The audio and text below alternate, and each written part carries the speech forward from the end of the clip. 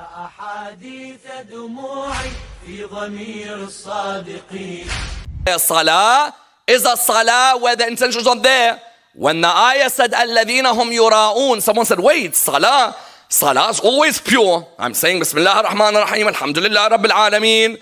Wallah, one of the acts in which you could be furthest away from Allah is salah, and one of the acts in which you could be closest to Allah is salah. How? Sayyid al-Khumaini, may Allah bless his soul, he used to talk about what? He used to say shirk has many levels. One of the levels of shirk is what? Is when you pray to other than Allah, yes? He says there are non-Muslims who pray to other than Allah subhanahu wa ta'ala. And at the same time what? At the same time there are Muslims who pray to other than Allah. Someone said, how can Muslims pray to other than Allah? A Muslim can easily, if you notice, especially maybe the younger ones here will remember and the elders will remember. When you know, for example, mom and dad are watching, then the salah is very slow. Bismillah ar-Rahman ar-Rahim, Alhamdulillah. When mom and dad aren't watching, straight salah is like a Ferrari, yes? Up, down, up, down. When I know Mawlana's coming home, then salah is very slow. Rabbana atina fid dunya. When Mawlana's not coming, yes? You found that salah could be one of the things where you commit shirk. Why? A salah is batil the moment you start praying it for other than Allah subhanahu wa ta'ala, yes? Because why did Allah stress on salah? Because when I come salah, usalli salat al-dhuhr, I pray the dhuhr prayer, qurbatan ila Allah ta'ala, to get closer to Allah, not to get closer to mom and dad, not to get closer to Mawlana, not to get closer to make the community think I'm religious. Why Allah connected salah with Abu Sufyan? Because he was saying, waylun lil musallin. Woe, those of you who pray, don't just attack Abu Sufyan. You could be the ones who are praying and showing off, like Abu Sufyan was not helping and showing off, yes? I remember a story I narrated recently. There was a person who prayed in the mosque. He went to the mosque and he went to pray his dhuhr salah. And when he prayed his dhuhr salah, he began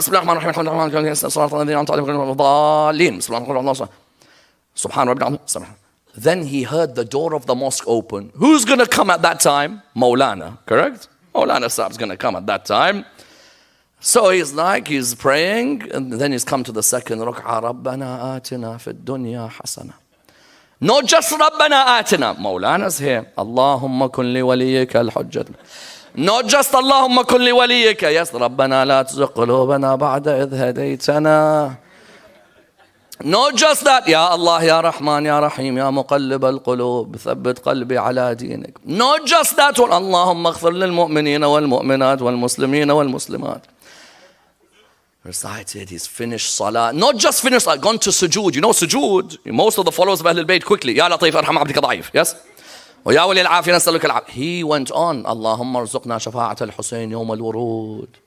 يا من له الدنيا والآخرة ارحم من ليس له الدنيا والآخرة بحق محمد اللهم أني أسألك الراحة عند الموت. This guy went on a launch because he's thinking Mawlana sees the du'as I know, Mawlana sees the way I am. He turned around, he finished his salah, turned around. It wasn't Mawlana, there was a stray cat passing by the mosque. Yes. That person, all his efforts for dua, all the efforts was salah, sujood, they had the mark of sajda on his head. And all for what? And all for a cat. Allah subhanahu wa ta'ala in the Quran said, الَّذِينَ هُمْ يُرَاءُونَ, those who show off in their salah. Yes? There's no difference between them and what Abu Sufyan did. Abu Sufyan was showing off in Mecca. Those of you who show off in any ibadah, then you are on the same level. Yes? When you are trying to pray towards me, I reward you straight away. You want to pray for others, the hadith says, then let the others reward you. Allahu Akbar. Rasulullah, what do you say? Those who pray to Allah, Allah will reward them. Those who pray for others, let the others reward them. And that's not just in salah. There are every aspects of ibadah. You'd find Ahlul Bayt would say, reflect on your niyyah. Because sometimes a person makes excuses for themselves. I'm doing this act of ibadah. I'm doing it purely for whom? I'm doing it for Imam al-Hussein. But you know when that moment comes in your head when you're like, well, you know what, I'm also doing it for myself. I need a bit of notoriety. I need a bit of public.